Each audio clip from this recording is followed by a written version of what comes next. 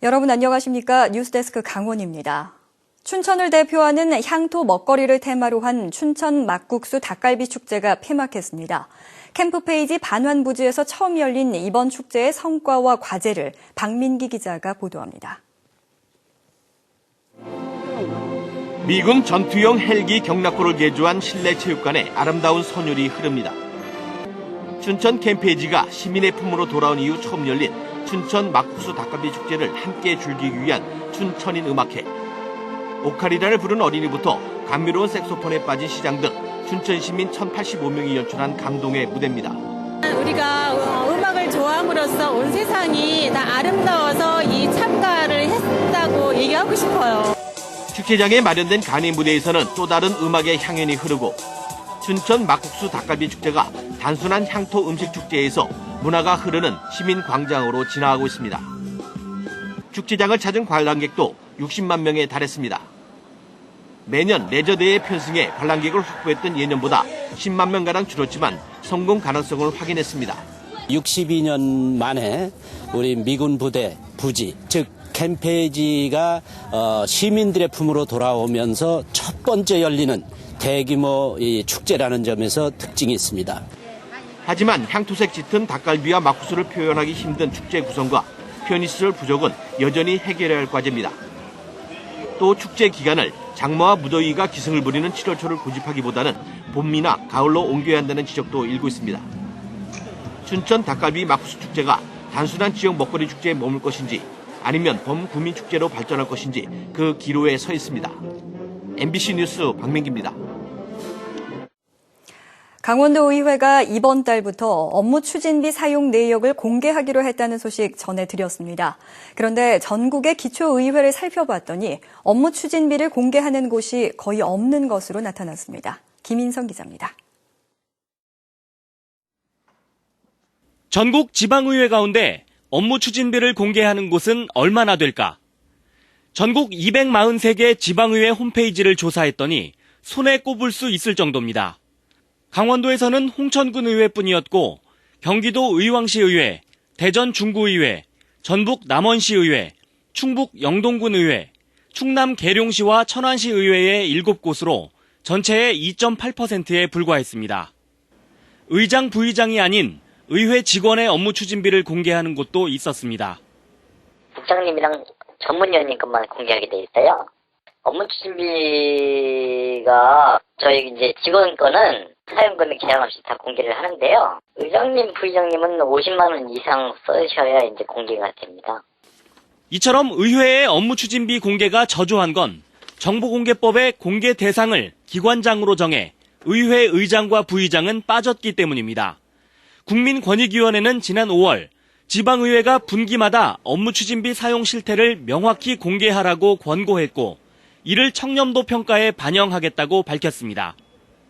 청렴도 평가하고 실책 평가 기능을 통해서 지방의회의 어떤 이런 제정하지 않는 기관에 대해서 발표를 하거나 아니면 평가 자체에서 청렴도가 미흡한 기관으로 공표하는 게. 하지만 권익위는 권고 의견을 낼 뿐 처벌 권한은 없기에 수용 여부는 지방의회의 몫입니다.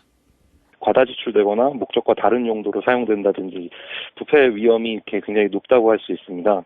그래서 이제 기관장 외에도 이렇게 규모 있는 업무 추진비 같은 경우는 공개가 의무화되도록 제도적인 마련이 필요하겠습니다. 강원도 의회는 이번 달 사용분부터 업무 추진비를 공개하기로 결정한 만큼 시군의회가 뒤따를지 주목되고 있습니다. 시민과 언론의 거듭된 요구에도 꿈쩍 않던 의회가 국민권익위원회의 권고가 나오자 움직이기 시작했습니다. 하지만 국민 세금의 투명한 집행이란 측면에서 업무 추진비 공개를 위한 보다 강력한 규제 마련이 필요해 보입니다. MBC 뉴스 김인성입니다. 어린이집 등록 아동의 출석 일수에 따라 보육료가 차등 지원되고 있습니다. 보육료만 믿고 어린이집으로 몰리는 것을 차단한다는 것이 목적인데 부정행위만 부추긴다는 지적이 일고 있습니다. 조성식 기자가 취재했습니다. 평창의 한 공립어린이집. 지난 2월 이곳 어린이집에서 원생 6명의 보육료를 부정 수령한 사실이 적발됐습니다. 출석 일수를 부풀려 정부 지원 보육료 120여만 원을 더 받은 것입니다. 원장은 3개월 자격정지 처분을 받았고 위탁 계약도 해제됐습니다. 보건복지부 보육지침에 출석 일수가 10일 이하면 보육료의 50%를, 5일 이하면 25%만 지원한다고 명시하고 있습니다. 결석에 따른 어린이집의 보육료 수익 감소를 부모가 부담하도록 한 것입니다. 하지만 부모와 어린이집 원장이 입을 맞춰 출석 일수를 조작하면 이를 적발하기가 쉽지 않은 데다 부모에게 보육료를 추가로 받아내야 하는 어린이집도 큰 부담이 아닐 수 없습니다. 많은 아이들이 그렇게 된다고 보면 운영에 굉장히 큰 지장이 되죠. 직접 받아내야 되는데 교사 보고 받아오라 그럴 거예요. 부모의 보육 책임을 강화한다는 보건복지부의 보육지침. 하지만 어린이집에게 부담스러운 숙제로 여겨지면서 부정행위만 부채질하고 있다는 지적입니다. MBC 뉴스 소성식입니다. 새누리당 강원도 내 국회의원들은 오늘 강원도당에서 기자회견을 갖고 박근혜 정부의 지방공약 이행 계획에서 도내 SOC 공약이 폐기됐다는 민주당의 주장은 허위라며 법적으로 대응하겠다고 밝혔습니다. 정문헌 새누리당 도당위원장은 동서 고속화철도 등 주요 강원 SOC의 구체적 사업 시기가 명시되지 않은 점은 아쉽지만 2015년에는 기본 실시 설계가 가능하도록 대안을 모색하고 있다고 밝혔습니다.